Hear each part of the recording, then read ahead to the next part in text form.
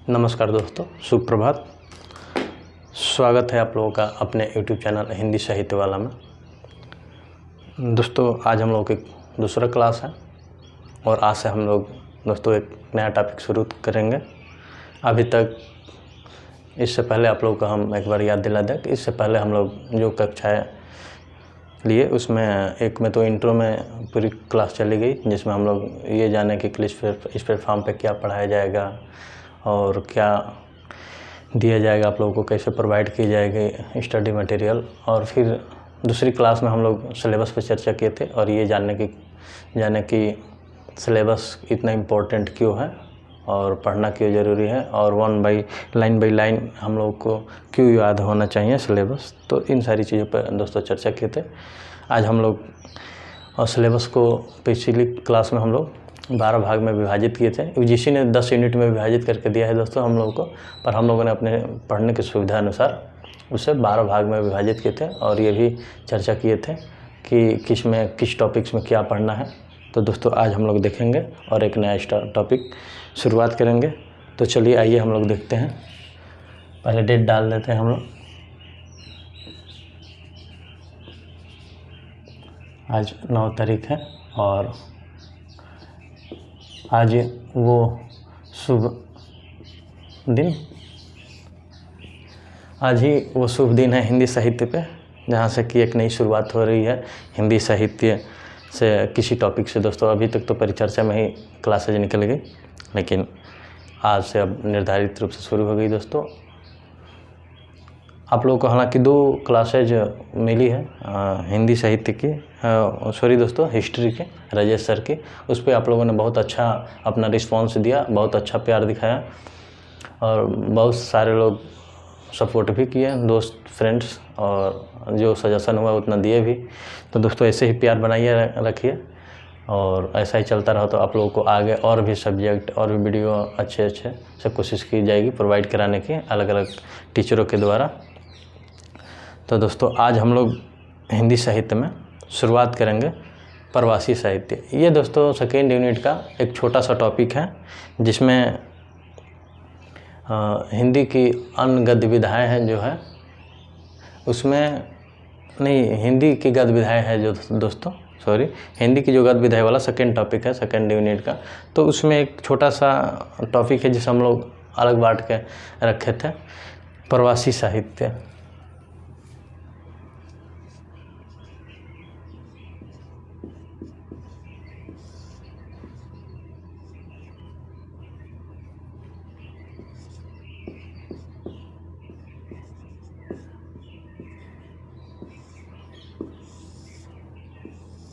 तो आज हम लोग दोस्तों प्रवासी साहित्य को चूँकि हम लोग 5 नंबर पे रखे थे दोस्तों, और ये बात हुई थी कि लाइन बाई लाइन शुरू करेंगे।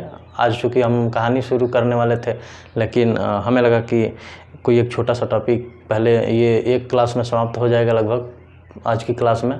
तो सोचे थे कि इसको समाप्त कर दिया जाए, जिससे दोस्तों उत्साह बढ़ता है कि हाँ हम लोग एक सीढ़ी चढ़ गए। जैसे हम लोग दोस्तों 12 जो सीढ़ी या बोले तो 12 भाग में जो सिलेबस को बांटे हैं, तो आज एक सीढ़ी हम लोग चढ़ जाएंगे दोस्तों। जैसे ये टॉपिक समाप्त होगा तो एक उत्साह अलग बढ़ेगा दोस्तों और एक खुशी अलग तरीके की होगी। तो उसके लिए निर्धारित किए गए सिलेबस के अनुसार हम लोग इसको समाप्त करेंगे, ताकि थोड़ा सा अंदर से उत्साह भी हो कि हाँ एक मैदान हम लोग चढ़ गए सीढ़ी का। तो दोस्तों सबसे शुरुआत करने से पहले ये जानेंगे कि प्रवासी साहित्य होता क्या है, और उससे पहले हम लोग ये जानेंगे कि प्रवासी कहते किसे हैं। तो दोस्तों प्रवासी उन्हें कहा जाता है, प्रवासी शब्द उन लोगों के लिए प्रयुक्त होता है दोस्तों जो एक बेहतर ज़िंदगी की तलाश में अपना देश छोड़कर किसी दूसरे देश में जाके बस जाते हैं, उन्हें प्रवासी कहा जाता है दोस्तों। जैसे मान लीजिए कि कोई व्यक्ति है, भारतीय है, और वो एक अच्छी ज़िंदगी की तलाश में या किसी वजह से दूसरे देश में जाके बस गया और वहाँ का निवासी हो गया, तो प्रवासी हो गया दोस्तों। और यहीं प्रवासी जो जाते हैं दूसरे देश में, इन्हीं के द्वारा जो रचनाएं की जाती हैं उसे प्रवासी साहित्य कहते हैं दोस्तों। तो दोस्तों ये रहा प्रवासी किसे कहते हैं, आप लोग नोट कर लीजिए। चाहे तो हम लिख देते हैं कि प्रवासी कहते किसे हैं दोस्तों। प्रवासी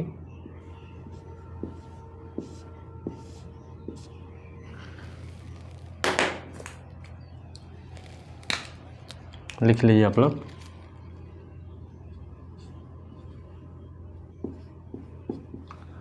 प्रवासी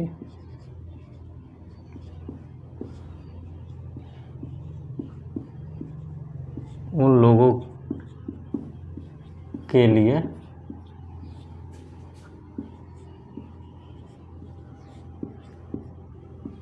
प्रयुक्त किया जाता है जो एक बेहतर जिंदगी की तलाश में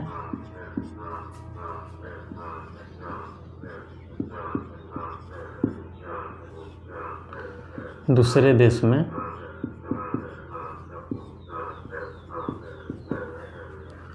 जाके बस जाते हैं।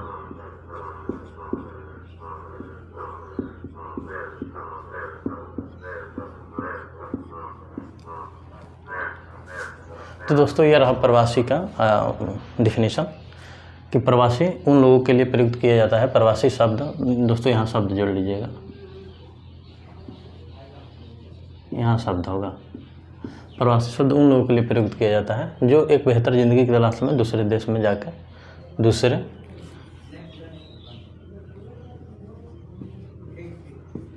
दूसरे देश में जाके बस जाते हैं, तो उन्हें प्रवासी कहा जाता है। दोस्तों आप लोग नोट कर लीजिए और एक लाइन इसी में आगे जोड़ लीजिए कि इन्हीं के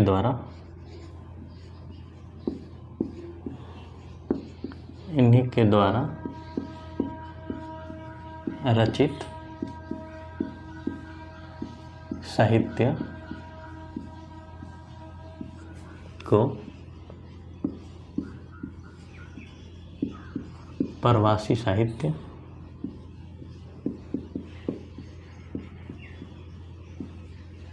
कहते हैं।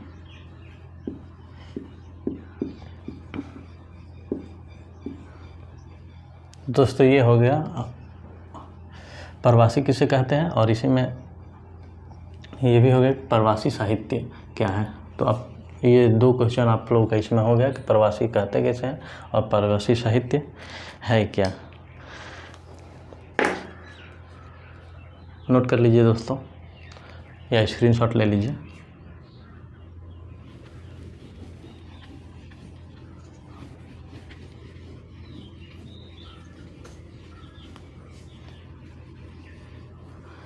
दोस्तों ये इन्हीं प्रवासियों की जो बोल सकते हैं कि महती प्रयास है। तो आज जो इतना समृद्ध है प्रवासी साहित्य, और जिनकी वजह से आज हम लोग जिस पे चर्चा भी कर रहे हैं प्रवासी साहित्य के, तो ये उन लोगों की मेहनत है दोस्तों जो प्रवासी हैं जाके और साहित्य लिख रहे हैं।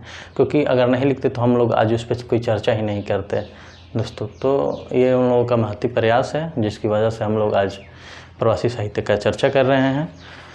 और जिन रचनाकारों ने प्रवासियों में ही जिन रचनाकारों ने हिंदी को केंद्र में रखकर साहित्य की जो रचना की है तो उसे प्रवासी हिंदी साहित्यकार कहते हैं दोस्तों।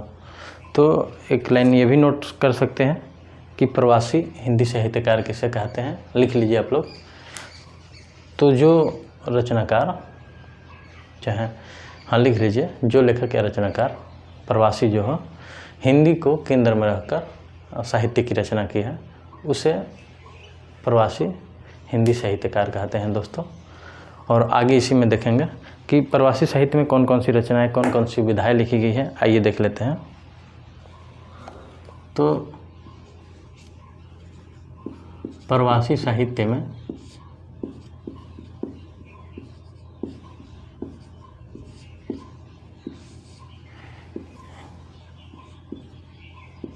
इसमें दोस्तों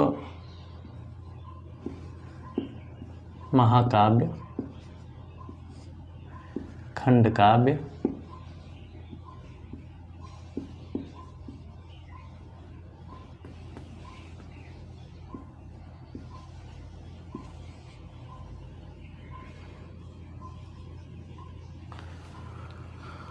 और उपन्यास, कहानी, निबंध, यात्रा, वृत्तांत, तमाम जो भी दोस्तों जैसे कि यात्रा, वृत्तांत,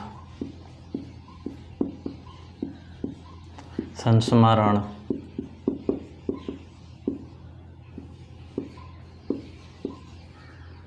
ये रहा है संस्मरण, कहानी, इसी में देखेंगे हम लोग आगे, ये इसी में है उपन्यास,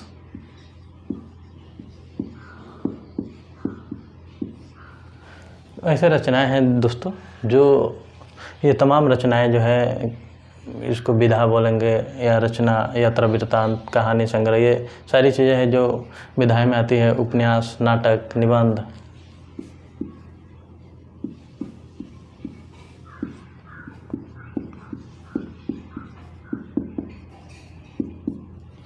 ये रचनाएं हो रही है दोस्तों, जिसमें अभी आत्मकथा भी है, रेखा चित्र भी है, आदि का सृजन हो रहा है। आत्मकथा, रेखा चित्र, तो सभी विधाएं, सभी रचनाएं दोस्तों प्रवासी साहित्य में हो रही है। इससे दोस्तों प्रवासी साहित्य जो रचनाएं हो रही है, इसी से हमें ये पता चलता है कि संवेदना क्या है विदेशों का, और फिर वहाँ पे ये भी पता चलता है कि जो अवधारणा है भारत का दोस्तों, ये कि विदेश में भारत के प्रति बन और बदल रही अवधारणाओं का भी पता प्रवासी साहित्य के जरिए ही चलता है, और हम लोगों को आभास भी होता है, या बोल सकते हैं कि ये अनुभव होता है कि हाँ हम लोग की क्या चल रहा है वहाँ पे, बातचीत में ही मतलब दोस्तों की बदल रही अवधारणाओं का पता चलता है। आजकल तो दोस्तों हम लोगों के पीएम भी अब जाते हैं तो ऐसे ही चर्चा रहता है, चर्चा का देश रहता है अपने देश में। तो दोस्तों तमाम चीज़ है। अब आगे हम लोग बात करेंगे दोस्तों प्रवासी साहित्य के कुछ प्रमुख साहित्यकारों के बारे में, और जानेंगे उनके कुछ रचनाएं, और उससे पहले उनका नाम जानने की कोशिश करेंगे दोस्तों कि कौन कौन से ऐसे प्रमुख कहानीकार, रचनाकार और तमाम जो रचनाकार हैं कि कौन कौन से हैं दोस्तों। और इससे पहले हम लोग ये देखेंगे कि प्रवासी साहित्य के बारे में एक जो विद्वानों, लेखकों ने, लेखिकाओं ने जो अपना मत दिया है कि प्रवासी साहित्य है क्या, तो उनके बारे में हम लोग जानेंगे। तो सबसे पहले हम लोग कोशिश करेंगे, एक हैं मृदुला गर्ग, आप लोग भी नाम सुने होंगे, बड़ी अच्छी लेखिका हैं, तो उनके द्वारा जानने की कोशिश करेंगे कि प्रवासी साहित्य है क्या। तो आइए मृदुला गर्ग के अनुसार जानते हैं।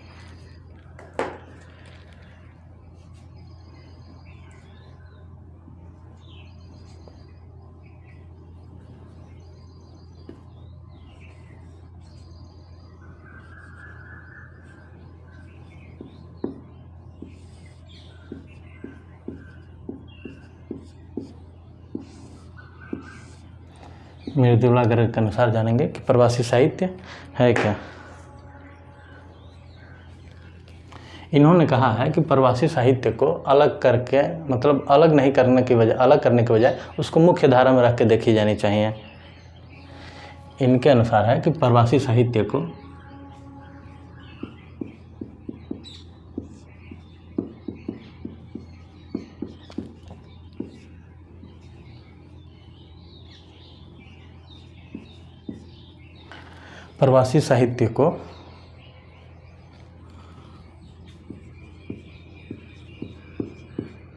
अलग करके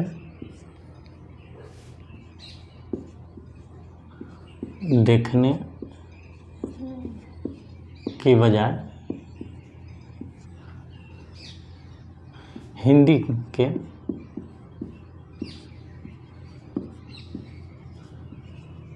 मुख्य धारा में रखकर, मुख्य धारा में रख के नहीं दोस्तों, मुख्य धारा में स्थान दिया जाना चाहिए, धारा में स्थान दिया जाए। तो ये इनका कोटेशन है दोस्तों मृदुला गर्ग के अनुसार कि प्रवासी साहित्य को अलग करके देखने के बजाय उसे हिंदी की मुख्य धारा में प्रवासी साहित्य को अलग करके देखने के बजाय हिंदी के मुख्य धारा में स्थान दिया जाए, चाहे हिंदी के मुख्य धारा में रखकर उसे देखी जाए। तो ये मृदुला गर्ग के अनुसार हो गया दोस्तों, छोटा सा कोटेशन है, आप लोग याद कर लीजिए। कभी भी अगर कोई पूछे कि भाई बताइए कि किसी एक रचनाकार के या लेखक के अनुसार बताइए कि प्रवासी साहित्य है क्या, तो आप लोग ये जो लिखे हैं इसको आप लोग आसानी से बता सकते हैं। 2 लाइन का है और बहुत सरल है, तो आप लोग नोट डाउन कर लीजिए। एक और हम लोग देख लेंगे इसके बाद।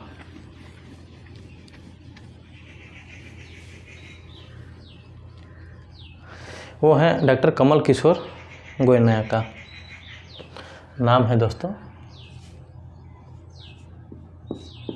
डॉक्टर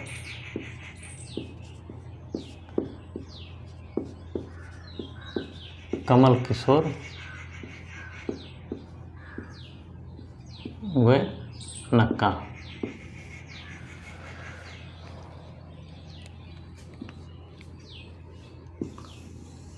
देख लेंगे दोस्तों कि इनका क्या विचारधारा है प्रवासी साहित्य के बारे में।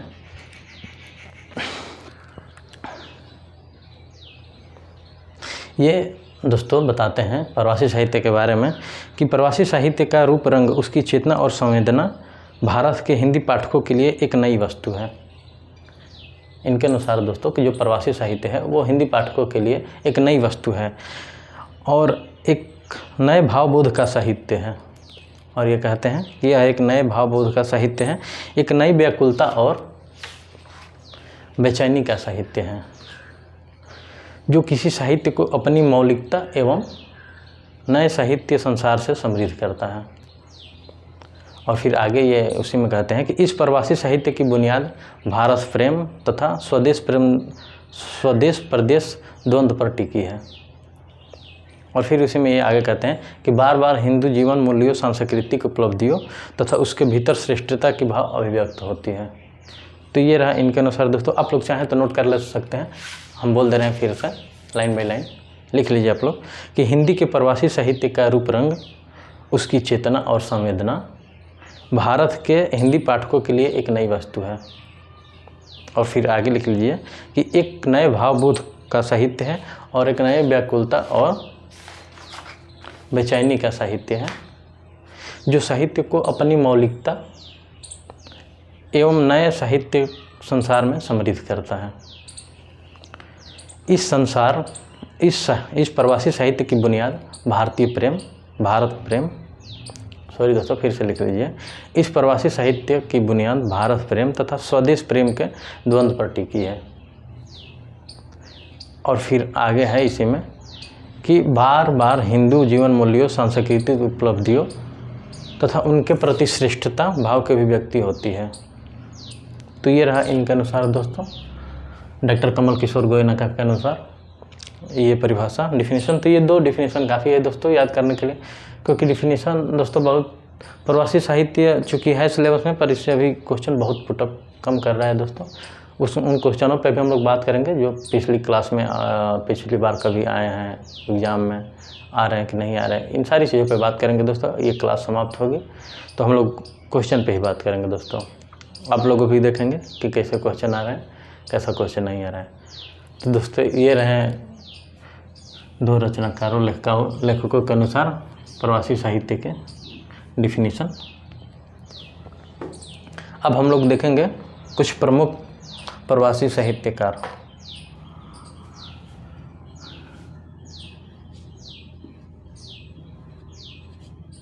प्रमुख प्रवासी साहित्यकार।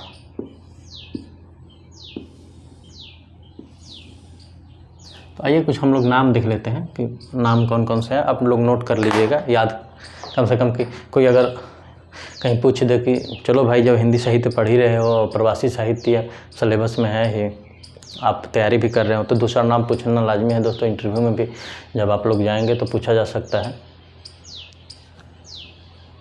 तो ये इसमें सबसे पहला नाम आता है जो दोस्तों अभिमन्यु है।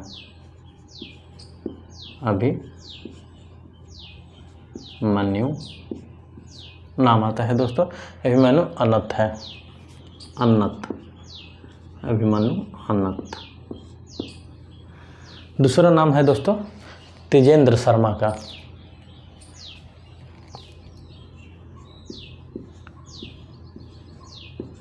तेजेंद्र शर्मा। अगला नाम हम लोग देख लेंगे दोस्तों हरिशंकर आदेश।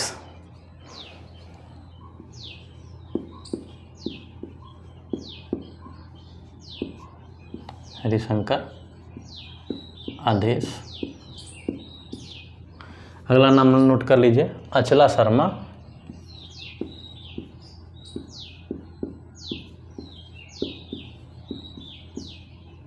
इसी में आगे नोट कर लीजिए सुधा ओम ढीगरा।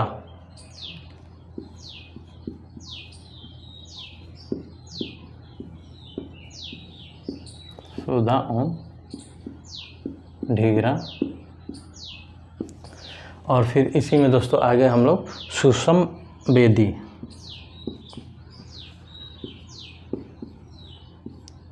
सुषम बेदी।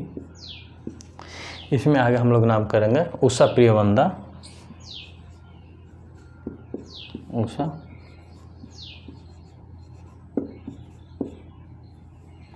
प्रियवंदा। इसी में आगे हम लोग नाम लिखेंगे उषा राजेश सक्सेना और सायल अग्रवाल। उषा राजेश सक्सेना और फिर अगला देखेंगे सायल अग्रवाल। तो दोस्तों ये रहे कुछ नाम, आप लोग मोटा मोटा 1 2 3 4 5 6 7 8 9 नाम लिख दिए हैं दोस्तों। तो आप लोग 9 नाम नोट कर लीजिए। एक आध ही काफ़ी है दोस्तों बताने के लिए, पर मान लीजिए 8 9 नाम रहेगा तो आप लोगों को जो नाम याद आ जाए तो फटाक से कोई भी नाम आप लोग एक बोल सकते हैं। तो ये रहे कुछ प्रमुख प्रवासी साहित्यकारों के नाम।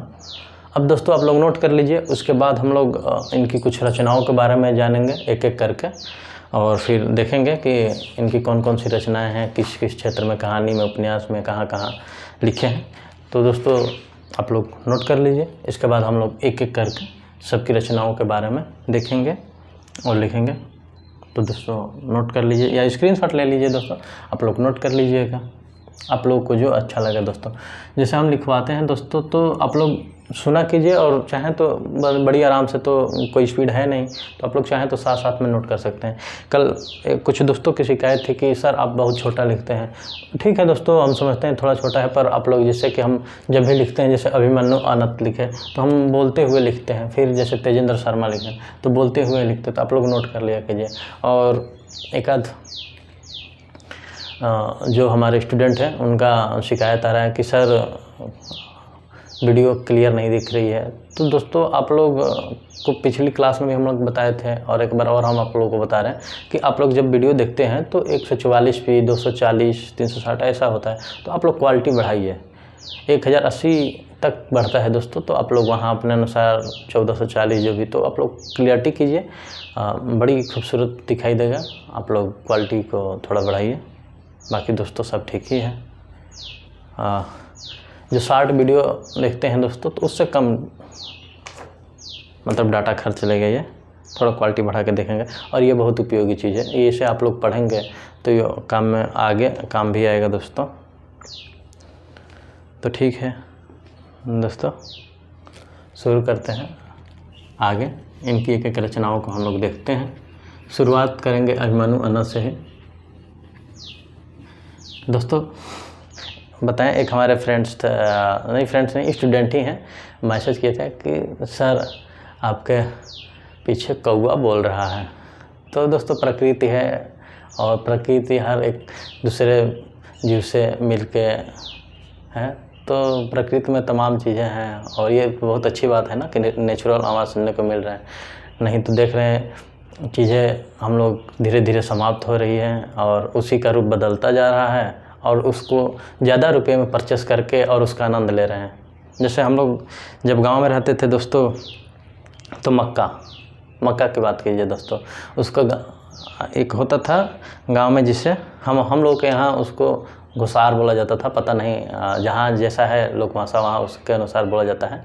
तो हम लोग लेके जाते थे मक्का, उसको भिजवाते थे और उसका दाना खाते थे, जिसको आज हम लोग पॉपकॉर्न के नाम से जानते हैं दोस्तों। हम लोग को तो बचपन में लावा ही उसको कहते थे, लावा भुजा गई, लावा भुजवा लेला। तो उसको हम लोग खाते थे दोस्तों, इतना ले लेके ऐसे आता था, इतना बड़ी बड़ी डाली रहती थी दोस्तों, इतना बड़ा बड़ा भुजा, हम लोग भुजा बोलते थे, हर जगह अलग अलग चीज़ें बोला जाता है। तो हम लोग उसको खाते थे, एक एक डाली। आजकल दोस्तों उसको क्या है, नाम बदल दिया गया है पॉपकॉर्न। और गांव से जो भी चीज़ें थी तो मॉडर्न होने के चलते लोग खाना पीना मक्का की चीज़ें, मक्का के पहले रोटी बनती थी दोस्तों, उसका आजकल हम लोग जैसे चावल यूज करते हैं तो जिसको भात कहा जाता है, तो भात भी बोला जाता था उसको, और उसको बनाया जाता था और बहुत अच्छा लगता था। आज जैसे दलिया के रूप में दोस्तों, जैसे दूध डाल कर बनाते हैं, तो उस टाइम उसको ऐसे ही बना दिया जाता था और उसको बहुत अच्छा लगता था, चाव से खाते थे। अब क्या है कि नाम बदल दिया गया दोस्तों, अब पॉपकॉर्न कर दिया गया है, नाम बदल कर दिया गया दोस्तों, अंग्रेजी रूपांतरण है।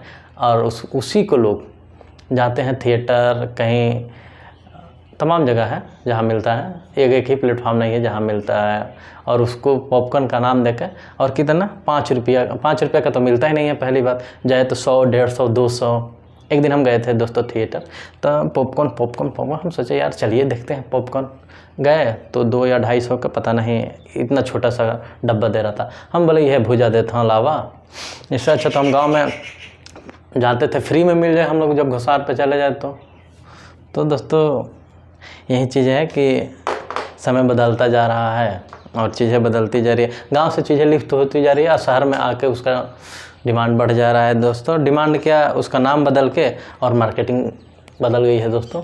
नहीं तो वही चीज़ें कितनी आसानी से उपलब्ध हो जाती थी गांव में, किसी के घर पे भी जाओ, अभी आ रहा है बना के, तो उसको थोड़ा सा मांग दो तो वो इतना दे देता कि लो बाबू जाओ खाओ। और अब तो वहीं बदल गया है दोस्तों कि हाँ ठीक है पॉपकॉर्न। तो ठीक है दोस्तों, जहाँ जैसा तहाँ तैसा कहा जाता है ना, तो वही बात है। तो ठीक है दोस्तों, आइए आगे देखते हैं हम लोग अभिमन्यु अनंत के बारे में। और तो दोस्तों इनके बारे में हम लोग पहले सामान्य जानकारी कुछ ले लेंगे। जैसे इनका जन्म, अभिमन्यु अनंत का जन्म 9 अगस्त 1937 में हुआ था। 9 अगस्त 1937 को हुआ था। और फिर इनके पूर्वज दोस्तों भारतीय थे, और ये मॉरिशस के हिंदी कथा साहित्य उपन्यास का सम्राट कहा जाता है। एक चाहे तो ये पॉइंट नोट कर लीजिए इनके बारे में कि मॉरिशस के उपन्यास का सम्राट, इनके बारे में एक पॉइंट नोट कर लीजिए कि मॉरिशस में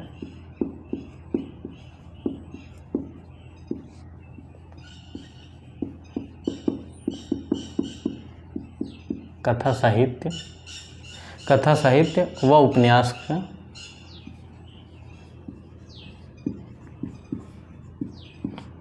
का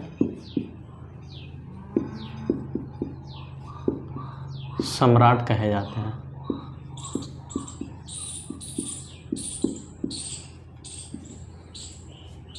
एक पॉइंट ये हो जाएगा दोस्तों।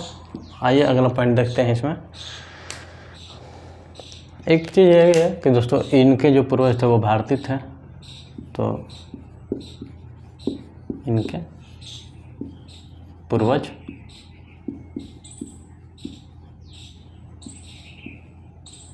भारतीय थे। तो दोस्तों ये 2 पॉइंट होगा। इनका मृत्यु दोस्तों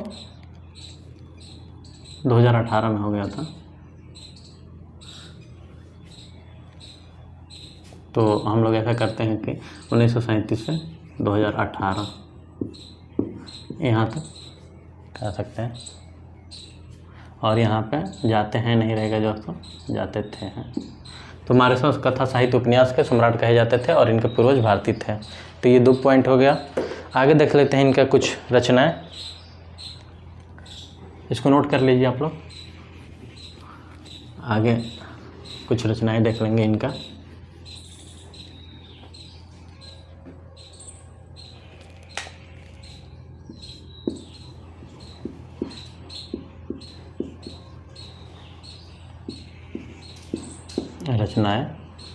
रचनाएं में हम लोग देख लेंगे कैक्टस के दांत नागफनी में उलझे,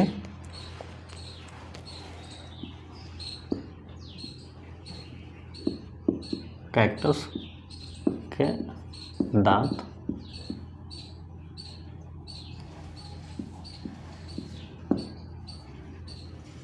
दांत है दोस्तों, नागफनी में उलझी। आगे हम लोग देखेंगे उलझी सांसें हैं दोस्तों, इसी में नागफनी में उलझी सांसें, ये पूरा नाम है, ये नागफनी में उलझी सांसें। और फिर आगे है गूंगा इतिहास,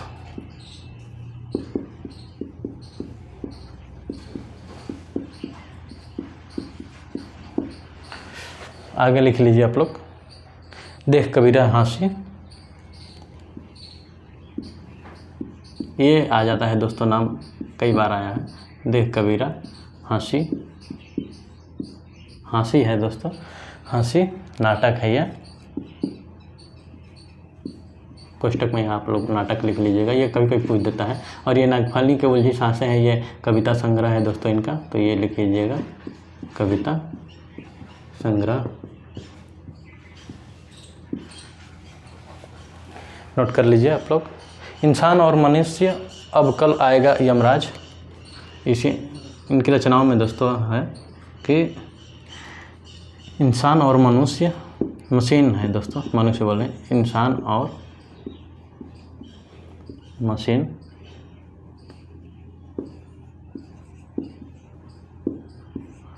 अगली रचना है कि अब कल आएगा यमराज,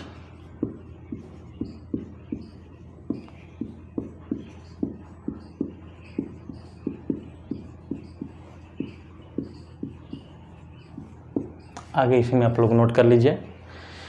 और ये दोस्तों कहानी संग्रह है,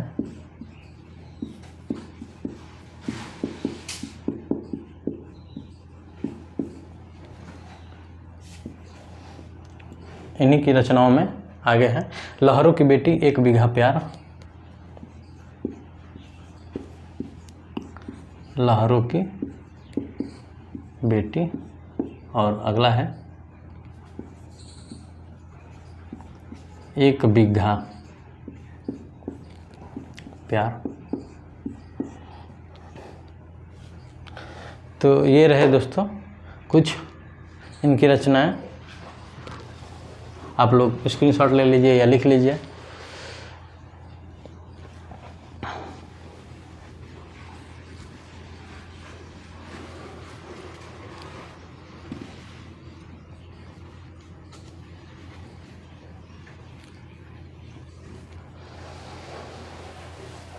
एक इनका महाकाव्यात्मक उपन्यास है लाल पसीना, ये भी नोट कर लीजिए आप लोग, लाल पसीना उपन्यास है ये, और आदि लिख लीजिए लास्ट में, आदि। तो ये हो गई इनकी कुछ रचनाएं मोटा मोटा, इससे ज़्यादा पूछेगा नहीं दोस्तों, क्योंकि प्रवासी साहित्य में अभी तो उतना डीप तक पूछा नहीं है। तो इनकी रचनाएं हैं और इनके बारे में ये कहाँ के थे, और इनको मॉरिशस का उपन्यास और कथा साहित्य का सम्राट कहा जाता है। तो दोस्तों इसलिए ये ज़्यादा महत्वपूर्ण है। तो ये दो बातें, इनकी रचनाएं और इनके बारे में दो पंक्तियाँ कही गई, ये आप लोग याद रखिए। बाकी इनका जन्म 9 अगस्त 1937 को हुआ था, और ये दोस्तों 4 जून 2018 को इनकी मृत्यु हुई थी। तो आप लोग ये नोट कर लीजिए। आइए अगला देखते हैं रचनाकार के बारे में, प्रवासी साहित्यकार जिसे बोल सकते हैं दोस्तों।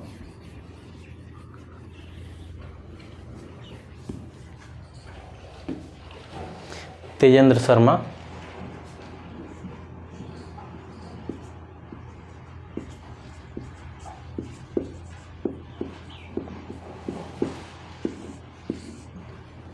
और इनके बारे में हम लोग देखेंगे। ये ब्रिटेन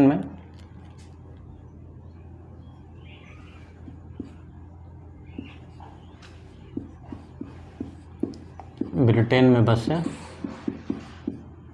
भारतीय मूल के निवासी थे दोस्तों, भारतीय मूल निवासी। और इनके एक ये धारावाहिक दोस्तों इनके द्वारा लिखा गया था, शांति, दूरदर्शन पर 1994 में अंतर्राष्ट्रीय लोकप्रियता प्राप्त कर चुका है। इनके एक रचना द्वारा दोस्तों, इनके द्वारा लिखा गया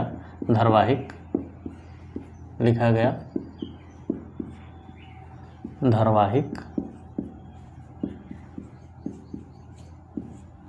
जिसका नाम शांति था दोस्तों, 1994 में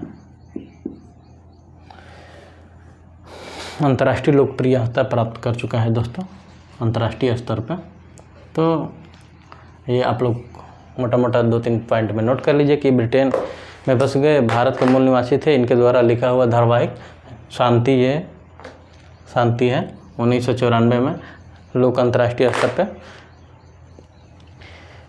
लोकप्रियता प्राप्त कर चुका है, अंतर्राष्ट्रीय स्तर पर दोस्तों। तो ये रहे इनके बारे में कुछ बात। अब इनकी हम लोग रचनाएं देख लेंगे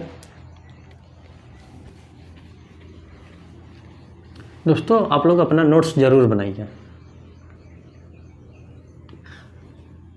क्योंकि यही नोट्स हैं जो आपको 2-4 पन्ने के बनते हैं, और एग्ज़ाम के जो समय आता है तो कम टाइम में देख के जाना सबसे लाभदायक होता है। क्योंकि दोस्तों देखिए, हम लोग क्या करते हैं कि एक साल ऐसे थोड़ा बहुत उठाते हैं, बुक पढ़ते हैं, फिर छोड़ देते हैं, उठाते हैं, पढ़ते हैं, छोड़ देते हैं। 2 दिन पढ़े, फिर 2 दिन किसी वजह से बीच में बाधा लग गई, नहीं पढ़ पाए, बर्थडे आ गया दोस्त का, मनाने चले गए, कोई फ्रेंड आ गया उसके साथ घूमने चले गए, कहीं टूर पे चले गए। फिर जब हम 2-4 दिन गायब करने के बाद फिर शुरुआत करते हैं उस टॉपिक को, तो चीज़ें भूल जाते हैं, फिर शुरू से पढ़ते हैं। और ये समस्या लगभग उन हर कैंडिडेट के साथ है जो नियमित रूप से रेगुलर नहीं है पढ़ाई में। तो दोस्तों क्या होता है कि फिर हम लोग क्या करते हैं कि उठाएंगे, पढ़ेंगे, फिर शुरुआत करेंगे, ऐसी तमाम चीज़ें चलती रहती है। और जब एग्ज़ाम आता है 1 महीना, जैसे एडमिट कार्ड आ जाएगा या कमिंग सून नोटिफिकेशन आ जाता है, दिमाग पे प्रेशर हो जाता है, अरे यार पढ़े तो थे हम लोग 1 साल, पर फिर क्यों नहीं याद आ रहा है। तो दोस्तों आप पढ़े थे, हम मानते हैं पढ़े थे, पर अब कैसे पढ़े थे इस बात को ध्यान दीजिए। आप लोग जो पढ़िए उसे नोट्स बनाइए, जो पढ़ चुके हैं उसे छोड़िए, उसके आगे पढ़िए। और आज हम लोग जो नोट्स ये बना रहे हैं, ये पढ़ा हुआ दोस्तों, और ये एक तरह से होता है तो आपको निचोड़ बिल्कुल दिया जा रहा है। आप लोगों को फ़ायदा अभी भले लगे कि अरे यार क्या है क्या नहीं है, पर जब आप लोग जाएंगे एग्ज़ाम देने तो फिर इसकी चीज़ों को बहुत याद आएगी। तो एक बार हमारे कहने से आप लोग इसको पढ़ के ज़रूर जाइए, देखिए इसका फ़ायदा आपको कितना मिल रहा है। और चीज़ें जहाँ से भी जो मिले आप पढ़ते रहिए दोस्तों। तो चलिए अगले, तेजेंद्र शर्मा, अच्छा दोस्तों मिटा दिए हम, तेजेंद्र शर्मा की कुछ रचनाएं देखनी है। तेजेंद्र शर्मा 2 पॉइंट तो हम लोग लिखे थे, पर कुछ रचनाएं इनका जान लें। रचनाएं इनका नोट नहीं किए थे।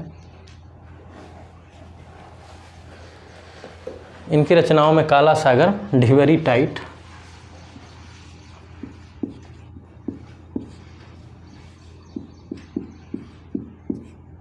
काला सागर,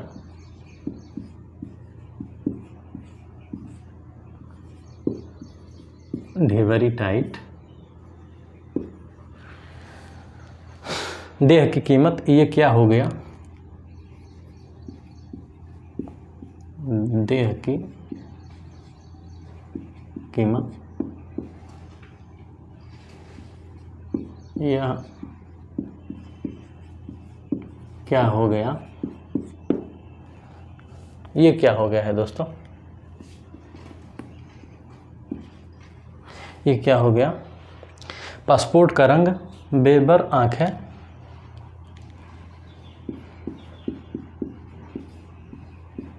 पासपोर्ट का रंग बेघर आँख है। और फिर इसी में आगे है सीधी रेखा की परतें कब्र का मुनाफा। सीधी रेखा की परतें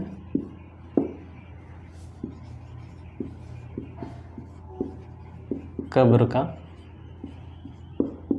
मुनाफा।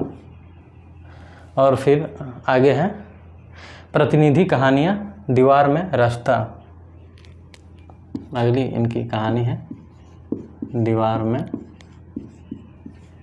रास्ता।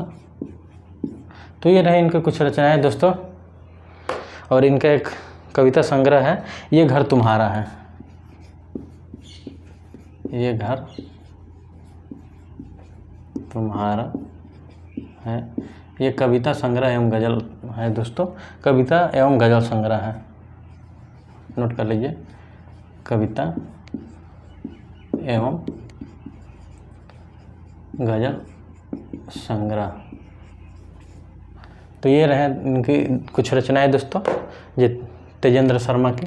तो आप लोग इसको नोट कर लीजिए या स्क्रीनशॉट ले लीजिए। आगे हम लोग देखते हैं 2-3 बहुत प्रमुख है दोस्तों जिनका हम विस्तृत रूप से लिखा रहे हैं।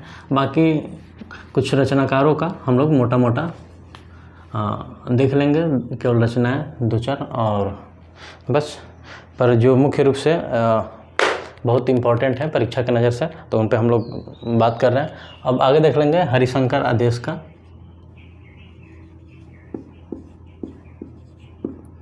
हरिशंकर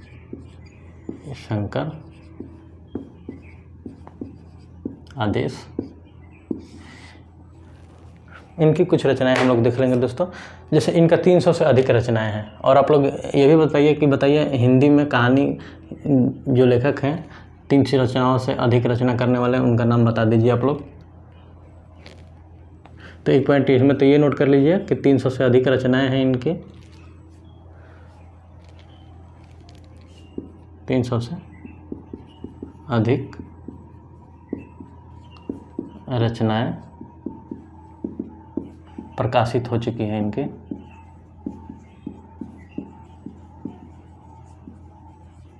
चूँकि है प्रेमचंद्र जी भी थे अपने दोस्तों जो 300 से अधिक कहानियाँ लगभग लिख चुके हैं, जिसमें ये दोस्तों इन्होंने उपन्यास भी लिखा है, कहानी भी लिखा है, भगवत गीता का हिंदी में और अंग्रेजी में अनुवाद किए हैं दोस्तों। भगवत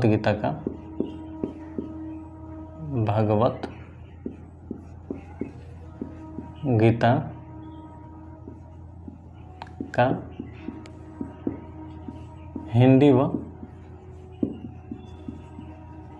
अंग्रेजी में अनुवाद किए हैं दोस्तों।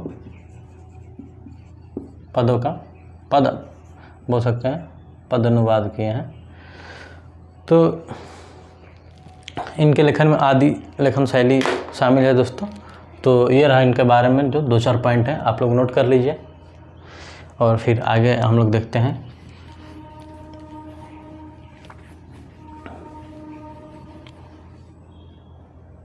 आगे हम लोग देख लेंगे जो प्रमुख है उसमें उषा प्रियवंदा है।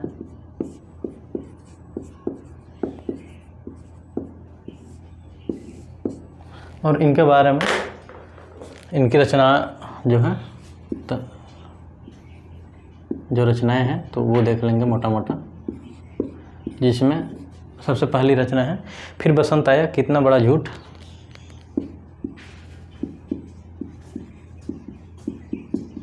फिर बसंत आया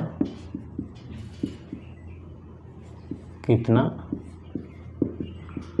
बड़ा झूठ। और फिर उसी में आगे है जिंदगी और गुलाब के फूल एक कोई दूसरा। जिंदगी और गुलाब के फूल, जिंदगी और गुलाब के फूल। अगला है कि एक कोई दूसरा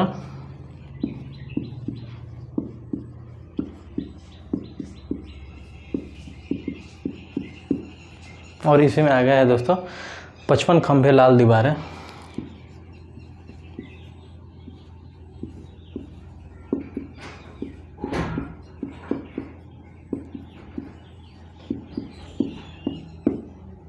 आगे रचना है इनके रूपोगी नहीं राधिका।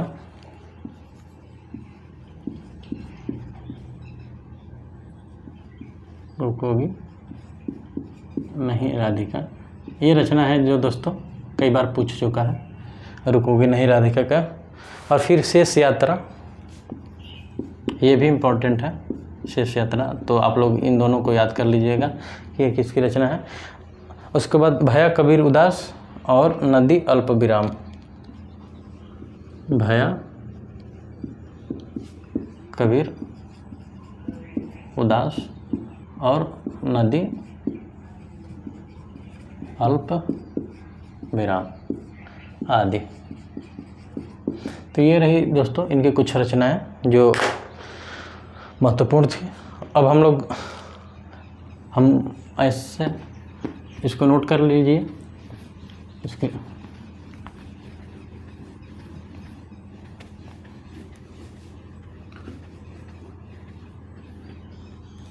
अब दोस्तों हम ऐसे आप लोगों को बोल बोल के लिखवा देंगे, नाम लिख दे रहे हैं और एक एक करके। जैसे कि अब हम लोग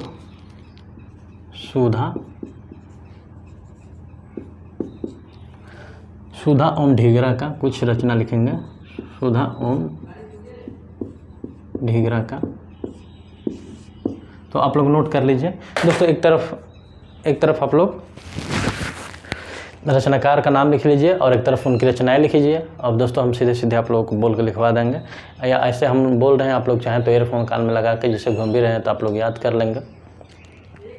क्योंकि दोस्तों सारी चीज़ें लिखवा के तो नहीं कंप्लीट कराई जा सकती, ये आप लोग भी जानते हैं, पर जो इम्पोर्टेंट है उसको हम लिखवाएंगे भी, इसलिए क्योंकि आप लोग नोट्स बना सके। और ये अभी जो बोलेंगे आप लोग इसका भी नोट्स बनाएंगे और ज़रूर लिख पाएंगे। तो आइए हम लोग देखते हैं सुधा ओम ढीगरा का। तो सुधा ओम ढीगरा की रचना में कौन सी ज़मीन अपनी, ये कहानी संग्रह है, इसमें आगे लिख लीजिएगा। आइए हम लोग लिख ही देते हैं, कौन सी ज़मीन अपनी।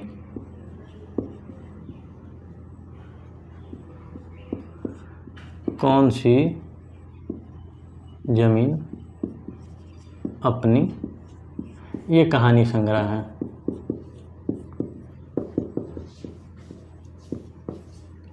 और फिर अगला जो हम लोग देखें, सूरज क्यों निकलता है। सूरज क्यों निकलता है। और अगला इनका रचना है टॉर्नेडो और क्षितिज से परे। टॉर्नेडो और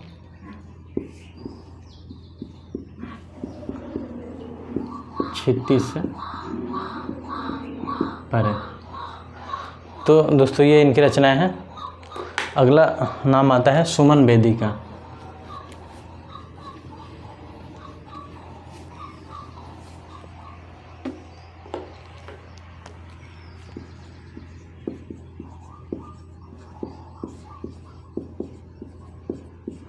आप लोग एक तरफ लिख लीजिए रचनाकार का नाम और एक तरफ रचना। इसलिए बोल रहे हैं दोस्तों क्योंकि जो क्वेश्चन के पैटर्न हो गए हैं आप लोग देख ही रहे होंगे कि क्या कर रहा है कि एक तरफ रचनाकार का नाम दे रहा है, एक तरफ रचनाकार और एक तरफ रचना का नाम, और फिर ये सुमेलित वाला दे रहा है। ये तो बहुत पूछ रहा है दोस्तों, अब क्या बोलते हैं, अब इसका बोल सकते हैं अधिकाधिक ही हो गया है इस क्वेश्चन का। जैसे एक तरफ सुमन बेदी दे दिया, एक तरफ अभिमन्यु अनंत दे दिया, तेजेंद्र शर्मा का नाम दे दिया, और एक तरफ उनकी रचनाएं दे देता है, और नीचे दे देता है फिर कूट में आंसर कि कौन सा कौन है सही। तो दोस्तों इस क्वेश्चन को नज़र रखते हुए ही हम लोग अब उसी पैटर्न पे चलेंगे जो यूजीसी जिस टाइप के क्वेश्चन पूछ रही है। हम लोग को पीछे रहे दोस्तों, पुराने ही ढांचे पर क्यों चले।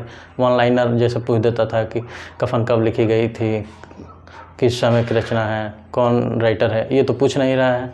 अब तो सीधे सीधे पूछ रहा है कि भाई साहब 3-4 कहानी दे देगा, प्रेमचंद की ही 3-4 कहानी दे देगा, जैसे दुनिया का अनमोल रतन, कफन, तमाम जो भी कहानियाँ हैं, और पूछ देगा कि बताइए कि कौन सी रचना, और एक तरफ रचना का नाम दे देगा, एक तरफ रचना काल दे रहा है, और सुमेलित करने के लिए पूछ दे रहा है। और अब तो एक और नया पैटर्न आ गया है दोस्तों, जो दे रहे होंगे हमारे दोस्त देख रहे होंगे कि रचना दे रहा है और ये पूछ दे रहा है कि आरोही और अवरोही क्रम में बताइए कि कौन सी रचना पहले लिखी गई थी और कौन सी रचना बाद में। तो अब ये देखिए कितना मतलब स्टैंडर्ड अपना बढ़ाता जा रहा है यूजीसी। तो हम लोगों को रचना का कालक्रम, समय, ये भी याद करना पड़ेगा।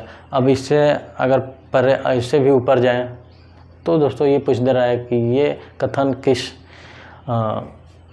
इस कहानी में, किसी कहानी में किस पात्र द्वारा कहलाया गया है। तो तमाम चीज़ें हैं दोस्तों, हम लोग सब कुछ, आप लोग बस बने रहिए वीडियो में। सारे पक्ष को क्या बोलते हैं, जैसे गांव की बात है दोस्तों कि मवेशी पशु दोस्तों, मवेशी पशु या गाय भैंस जैसे दोस्तों गांव में खूंटे से जब बंधी होती है और तोड़ के भाग जाती है और पकड़ी नहीं जाती, ख़ास तौर पर दोस्तों अगर बरसात के दिन में भैंस तोड़ा ले अगर अपने खूंटे से, और तो दोस्तों अगर जो अकेले बंदा पकड़ रहे हो समझ लीजिए कि वीर है। अग्निवीर नहीं दोस्तों, केवल वीर है जो दौड़ के उतना पानी में पकड़ ले रहे हैं। कहे कि दोस्तों कीचड़ में भैंस तो एक ऐसे उनको बहुत ज़्यादा पसंद है, और बरसात के मौसम में इन लोगों का अपना जो बल होता है दोगुना हो जाता है, जैसे ये कहावत है दोस्तों। तो और जब नहीं पकड़ में आती है ये सब चीज़ें, तो हम लोग क्या करते हैं, हमारे यहाँ गांव का बता रहे हैं, जब हम बच्चे थे गांव पे, तो जैसे बरसात में कहीं भैंस खुला के भाग गई, तोड़ के भाग गई, तो अगर अकेले बस का नहीं है, काफ़ी आगे निकल गई, अब बरसात में जानते हैं पानी वानी कितना पसंद है भैंसों का, तो भागती रहती है। तो फ़ोन करते थे अपने, कुछ दोस्त थे हमारे, ए फलाना कहाँ हो, आ जाओ यार, भैंसिया खुल गिल हटे, आओ चलो दौड़ के पकड़ते हैं। तो चारों तरफ से घेर देते थे और उनको एक बहुत काफ़ी दूर दूर जाके एक सर्किल बांध देते थे कि हाँ इधर जाइए तू पकड़ लिया, हो डेरा की ओर तू चल जा, हो रोड पे तू चल जाओ, और फिर हम लोग पकड़ लेते थे उसका। तो वैसे ही हम लोग करेंगे। ये एग्जांपल इसलिए है दोस्तों कि वही चीज़ हम लोग करेंगे यहाँ सिलेबस के साथ, कि जहाँ जहाँ यूजीसी जैसे जैसे क्वेश्चन पूछेगी हम लोग भी उसी पैटर्न पे तैयारी करेंगे और हम लोग घेरेंगे, कोशिश करेंगे दोस्तों कि सारा चीज़ कवर करें। तो आइए हम लोग अब लिखते हैं सुधा ओम सुमन बेदी की रचनाओं का नाम। एक तरफ सुमन बेदी लिख दीजिए और एक तरफ रचनाएं लिख लीजिए। लिखिए नाम, हवन, दूसरा मैंने नाता तोड़ा, ये उपन्यास है दोस्तों। इसी में आगे लिख लीजिए चिड़िया और चील, अवसान, ये कहानी है। अतीत का अंधेरा और औरत, ये कविता है दोस्तों। तो ये रही 4-5 इनकी रचनाएं। आगे लिख लीजिए उषा राजेश सक्सेना का, एक तरफ रचनाकार में लिखिए उषा राजेश सक्सेना, और इनका रचना में लिखिए वह रात। यही इनकी एक रचना है दोस्तों और ये बेहद काफ़ी चर्चित रचना थी। आगे लिख लीजिए शैल अग्रवाल का, रचनाकार में लिखिए शैल अग्रवाल, और रचना में लिख लीजिए वापसी। ये कहानी है दोस्तों। आगे लिख लीजिए कोष्टक में कहानी। आगे लिख लीजिए रचनाकार में जकिया जुबैरी, नाम है जकिया जुबैरी। ये प्रवासी साहित्यकार हैं, रचनाकार हैं, और इनकी कुछ रचनाएं हैं उसको नोट कीजिए। आगे दूसरी तरफ दूसरे कलम में सांकल, ये कहानी संग्रह है जी। सांकल ये होगा दोस्तों, सांकल ये कहानी संग्रह है। आगे लिखिए उलझन, उसके आगे लिखिए ढाल,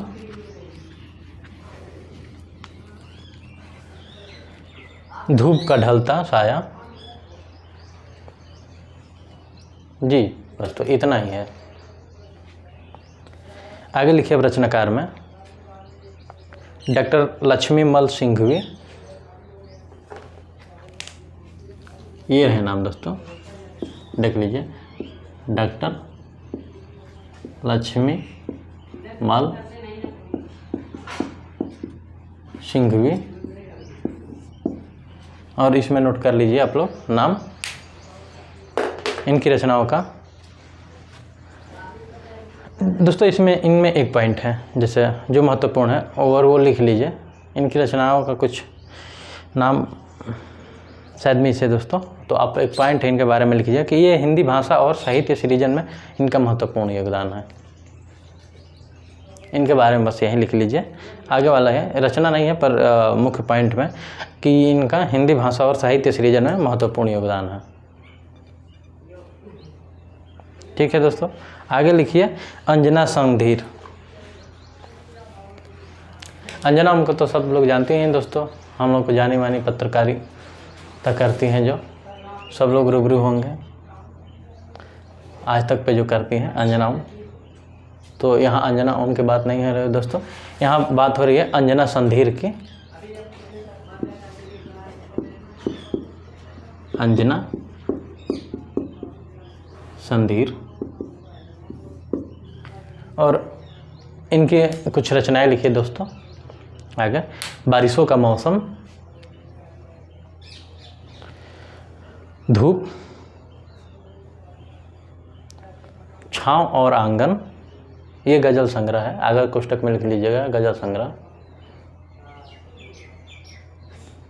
तुम मेरे पापा जैसे नहीं हो, ये कविता संग्रह है इनका, तुम मेरे पापा जैसे नहीं हो। ठीक है, आगे आइए हम लोग देखते हैं देवी नागरानी, अगला नाम है देवी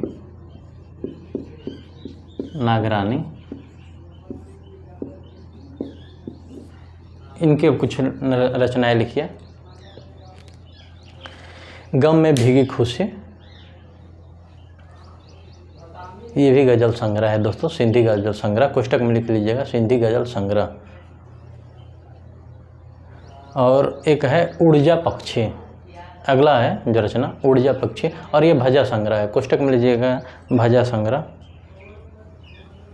और अगला है रचना इनका चरागे दिल,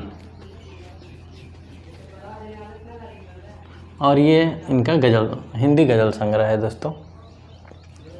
तो ये होगा दोस्तों। अब अगला रचनाकार में नाम लिख दीजिए रचना श्रीवास्तव। जी रचना श्रीवास्तव,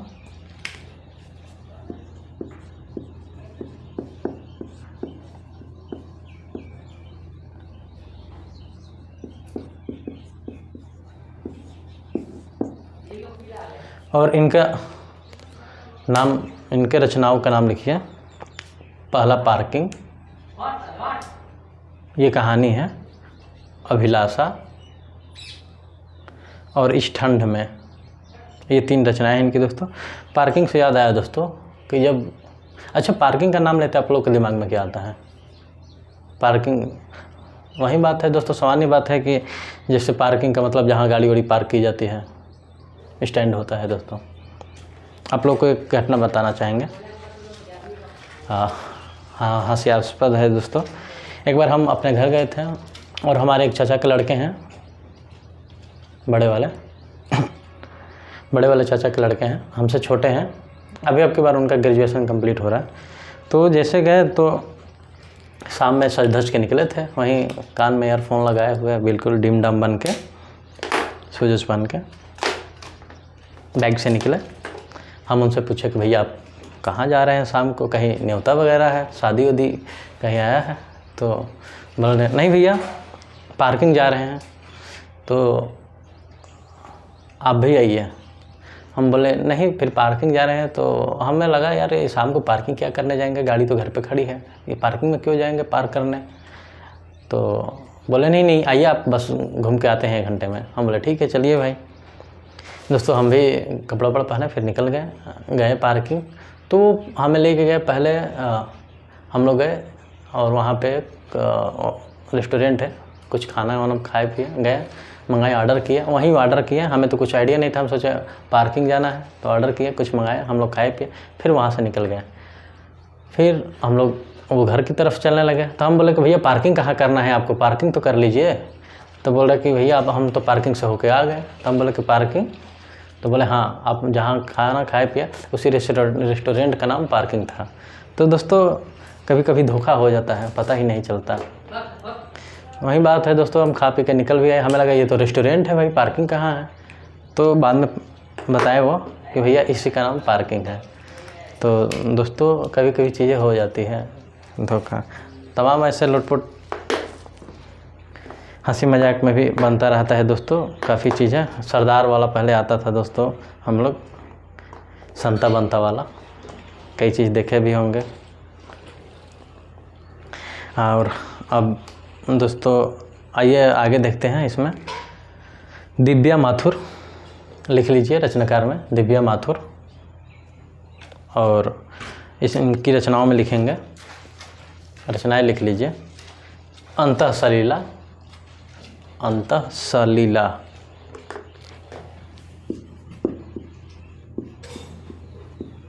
दिव्या माथुर, अंतःसलीला, यही है। रेत का लिखा, ख्याल तेरा, चंदन पाने, झूठ और झूठ, मेन इन इंडिया और अन्य कहानियाँ, तमन्ना, तमन्ना भाटिया नहीं दोस्तों, जो साउथ मूवी की हीरोइन है, केवल तमन्ना। और पंगा, आक्रोश और आशा। आशा इनका कहानी संग्रह है दोस्तों। तो ये रही इनकी कुछ रचनाएं। अब आगे हम लोग देखेंगे प्राण शर्मा। रचनाकार में लिख लीजिए प्राण शर्मा, और इनकी कुछ रचनाएं लिखिए। सुराही, ये कविता संग्रह है इनका। और फिर गज़ल कहता हूँ, ये गज़ल संग्रह है इनका।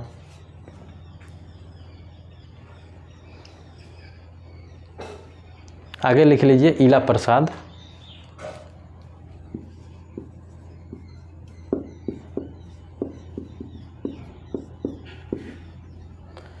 और रचना में लिखिए इनका रिक्ति, रिक्त वाला दोस्तों रिक्त लिख दीजिए और उसके बाद ती बना दीजिए, बस रिक्ति। ये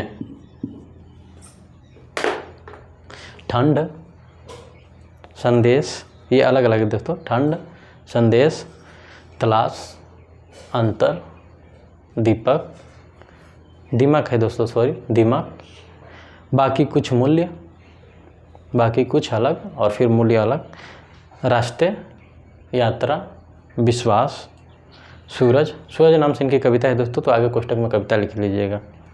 उस स्त्री का नाम, यह कहानी संग्रह है उनका। और धूप का टुकड़ा, ये कविता संग्रह है इनका। अगला लिख लीजिए दोस्तों धनंजय कुमार, नाम रचनाकार में धनंजय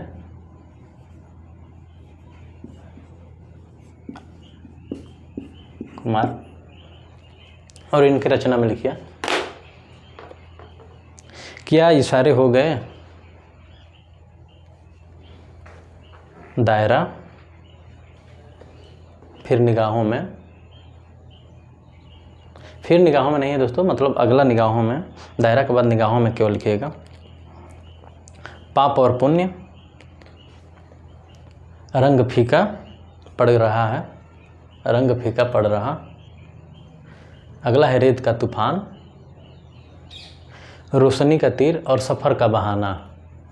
अगली रचना है रोशनी का तीर और सफ़र का बहाना।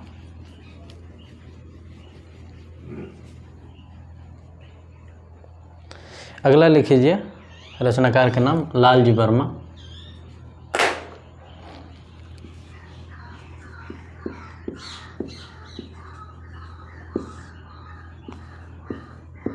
लालजी वर्मा। लालजी वर्मा दोस्तों हमारे एक भैया हैं, दूसरे नंबर वाले बड़े भैया, उनके साले साहब का भी नाम है लालजी वर्मा। तो जब लिखते हैं ये लालजी वर्मा तो उनकी याद आ जाता है। तो ये हमें ऐसा लगता है कि ये हमारे फेवरेट हो गए हैं लालजी वर्मा। तो दोस्तों ऐसे ही ये एग्जांपल देने का ये है दोस्तों कि किसी मान लीजिए आपके नज़दीकी दोस्त का नाम आ जाता है, तमाम नाम है तो आ ही सकता है, या किसी रिश्तेदार या घर वालों का, तो उस पर ध्यान थोड़ा ज़्यादा चला जाता है। आइए इसमें देखते हैं इनकी रचनाओं में कौन कौन सी रचनाएं हैं इनकी। तो इनका सबसे पहला है अकेला, और फिर उत्तिष्ठ भारत,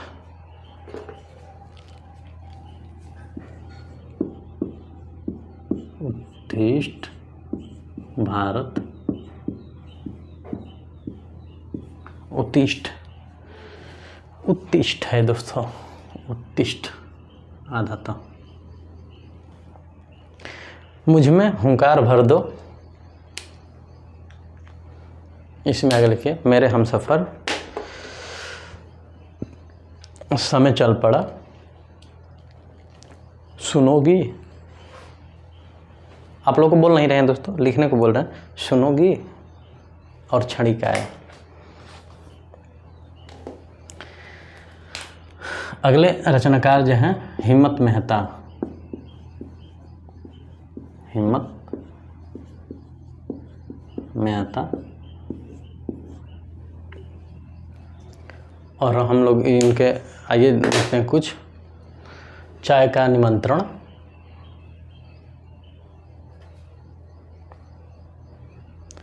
ये हास्य व्यंग में है रचना। अगला लिखिए असमंजस क्यों, अगला लिखिए कितना सुंदर है यह क्षण, अगला इसमें है कुछ बातें कही नहीं जाती हैं,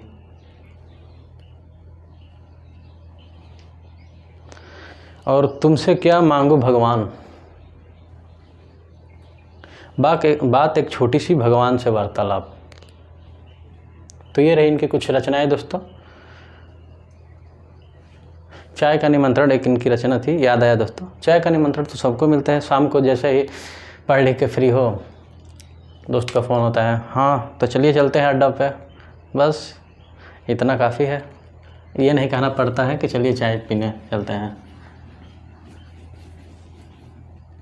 और अच्छा भी है दोस्तों, जाना भी चाहिए, चाय पिए चाहिए, पीजिए शाम को 2-4 10 मिनट, आधा घंटे 1 घंटे अपने दोस्तों से मिल लिया कीजिए। उसमें क्या होता है कि पूरे दिनचर्या में क्या पढ़े क्या नहीं पढ़े। और दोस्तों अगर आप लोग जिस चीज़ की तैयारी कर रहे हैं, अगर सेम चीज़ की तैयारी करने वाला शाम को मतलब शाम से मतलब बंदा है कि सामने वाला भी जो लड़का है वही सेम तैयारी कर रहा है, स्टूडेंट है आपका जो दोस्त है, तो और भी चीज़ें अच्छी हो जाती है कि साथ में मिल के भाई आज क्या पढ़े, आज क्या चले दिनचर्या। हम लोग का दिनचर्या दोस्तों जब है तो ऐसे ही चलता रहता है। अगला है दोस्तों नीला पाल। अगले जो रचनाकार हैं नीला पाल, इनकी कुछ रचनाएं लिख लीजिए। तलाश पहला है जो, कुछ गांव कुछ शहर, ये उपन्यास का है दोस्तों इनका। तो दोस्तों ये हो गया इनकी रचनाएं। अगले रचनाकार देख लीजिए भारतेंदु श्रीवास्तव।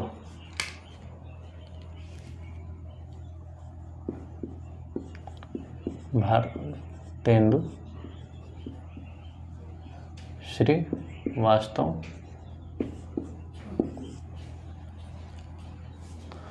इनकी कुछ रचनाएं हैं जैसे तन, पराग, रसमय, गुंजन। 3 रचनाएं हैं दोस्तों, तन, पराग और रसमय गुंजन।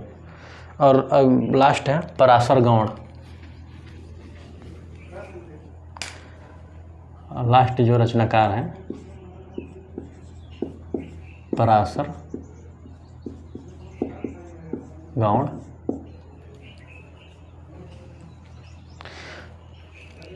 गौंड है दोस्तों। और इनकी रचनाओं में अब लिख लीजिए आप चाह, बहस, बिगुल बज उठा, सजा, सैनिक का आग्रह, अपनी सुना गया गोष्ठी गोष्ठी गोष्ठी पराशर गौड़ की 17 हंसिकाएँ ऐसे हैं। पराशर गौड़ की 17 हंसिकाएँ, ये नाम है दोस्तों। और मुझे छोड़ दो अगला है, मुझे छोड़ दो। और फिर अगला है शादी का इश्तेहार।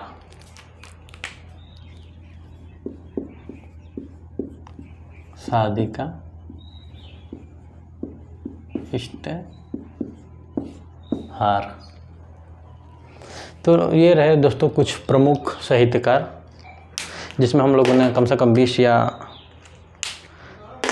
20 प्लस ही हम लोग प्रमुख जो रचनाकार हैं उनका हम लोगों ने यहाँ पे तमाम चीज़ें लिखे, पढ़े और इनकी रचनाएं देखे, उनके बारे में कुछ 2-4 पॉइंट देखे। तो अब इसमें कुछ बचा नहीं है दोस्तों, हमारी तरफ से ये टॉपिक समाप्त होता है। दोस्तों प्रवासी भारतीयों की जब बात करते हैं तो प्रवासी भारतीयों की संख्या अमेरिका, इंग्लैंड, अमेरिका, मॉरिशस, खाड़ी देशों में सर्वाधिक है और इसी वजह से इन देशों में हिंदी लेखकों की संख्या सर्वाधिक है। मॉरिशस, अमेरिका दोस्तों, इंग्लैंड में भारतीय प्रवासी जो है बहुत ज़्यादा है और इसी के चलते वहाँ पे लेखकों की संख्या, हिंदी लेखकों की संख्या बहुत ज़्यादा है। तो दोस्तों ये टॉपिक्स जो हिंदी प्रवासी साहित्य था दोस्तों हम लोगों का, ये दोस्तों हमारी तरफ से तो समाप्त होता है। अब आप लोग देख लीजिएगा कुछ क्वेश्चन उठा के अपनी तरफ से। कल की क्लास जब शुरू होगी, अगली क्लास, तो क्लास में शुरुआत में पहले 2-4-5 क्वेश्चन इसी से संबंधित हम लोग हल करेंगे, देखेंगे और आप लोगों का जो क्वेश्चन होगा वो लिया जाएगा, उसको सॉल्व किया जाएगा। अभी तक तो कोई दोस्तों जो क्लास हुई थी उसमें कोई क्वेश्चन आया नहीं, लेकिन अब आएगा, क्योंकि अब जैसे जैसे आप लोगों की क्लासेज आगे बढ़ती जाएगी, आप लोग भी जब पढ़ेंगे तो क्वेश्चन बनना लाजमी है। तो आप लोग भी क्वेश्चन करेंगे और आप लोग क्वेश्चन करेंगे तो हमें भी बहुत अच्छा लगेगा, ताकि भाई हमारे जो स्टूडेंट हैं या भाई बंधु बहन जो भी हैं तो सब पढ़ रहे हैं और फिर क्वेश्चन भी आ रहे हैं। क्योंकि अगर पढ़ेंगे दोस्तों तो क्वेश्चन आना अनिवार्य ही है, जब नहीं पढ़ेंगे तो ठीक है दोस्तों। और क्वेश्चन आना भी चाहिए दोस्तों, क्यों नहीं आना चाहिए? अगर पढ़ रहे हैं, मेहनत कर रहे हैं तो क्वेश्चन आना लाजमी है। तो आप लोग क्वेश्चन कीजिएगा ज़रूर। और हम लोग जो प्लेटफार्म बताए थे आप लोग को एक बार और याद दिला दें।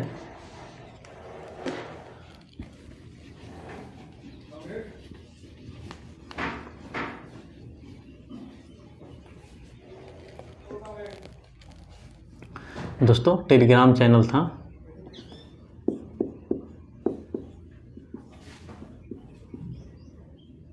टेलीग्राम चैनल है हिंदी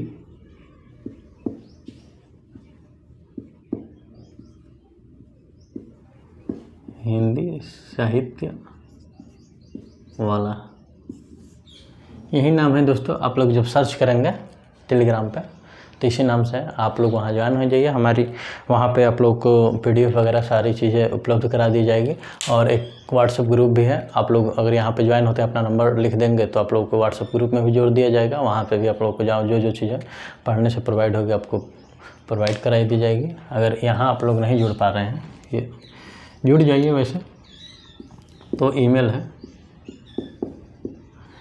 मेल है हिंदी साहित्य वाला @gmail.com। तो दोस्तों आप लोग ईमेल कर सकते हैं अपना क्वेश्चन कि हाँ ये चीज़ें हैं, ये चीज़ें छूट गई है। अगर पढ़ा रहे हैं हम तो अपनी तरफ से पूरा समाप्त कर दिए, लेकिन आप लोगों के दिमाग में कोई क्वेश्चन हो तो आप लोग ज़रूर से ज़रूर कीजिए। इस टॉपिक से संबंधित पढ़िए, देखिए कुछ नई चीज़ें हो सकता है आप लोग के थ्रू हमें मिल जाए। तो ये रही दोस्तों। और ये टेलीग्राम पे जो है तो ये टोटल स्मॉल लेटर में है, तो आप लोग सर्च ज़रूर कीजिए। एक हमारी सिस्टर ही लगेंगे रिलेशन में, बता रही थी कि भैया आप जो इंग्लिश लिखते हैं ना एकदम डॉक्टरों की तरह सड़सड़ा के समझ में नहीं आता है। तो ऐसा बात नहीं है दोस्तों, क्लियर है। हम इसलिए बोल दिया कि ये टेलीग्राम लिखा है और हिंदी साहित्य वाला लिखा है स्मॉल में, और ये ईमेल लिखा है और हिंदी साहित्य वाला @gmail.com। ठीक है दोस्तों, अब हिंदी पढ़ा रहे हैं तो ये ज़रूरी थोड़ा कि केवल हिंदी ही है, इंग्लिश भी थोड़ी बहुत ही आनी चाहिए। आजकल इंग्लिश आनी चाहिए दोस्तों, अगर अभी प्रेजेंट टाइम में अगर अपने समाज में अपना बन कर रहना है तो। क्योंकि दोस्तों अगर आप केवल हिंदी जानते हैं, बात तो सही है, तो भी लोग कहेंगे कि हाँ हिंदी जानते हैं, बहुत हंसी उड़ाते हैं। तो दोस्तों दोनों भाषाओं का होना उतना सामान्य है और जानना भी चाहिए। तो दोस्तों अगली क्लास में हम लोग आज आप लोगों को बताएं कि अगली क्लास में हम लोग हिंदी साहित्य में कहानी शुरू करेंगे। उद्भव और विकास, प्रमुख 20वीं सदी तक प्रमुख कहानीकार जो हैं और उनकी रचनाएं। तो आप लोग कहानी पढ़ लीजिएगा, अगली क्लास में कहानी ही चलेगी दोस्तों। तो आज की क्लास अब यहीं समाप्त करते हैं, और आप लोग से एक निवेदन है कि आप लोग चैनल को लाइक, सब्सक्राइब और शेयर ज़रूर कीजिए। आपके जो दोस्त हैं उनसे भी करवाइए जो तैयारी करने वाले हैं हिंदी साहित्य से। क्योंकि दोस्तों ये हिंदी साहित्य UGC नेट के लिए तो है ही क्लास, लेकिन इसके अलावा भी अन्य उपयोगी कक्षाओं में है, जैसे कि TGT, PGT, KVS तमाम के लिए ये उपयोगी है। तो आप लोग करवाइए, सब्सक्राइब कीजिए।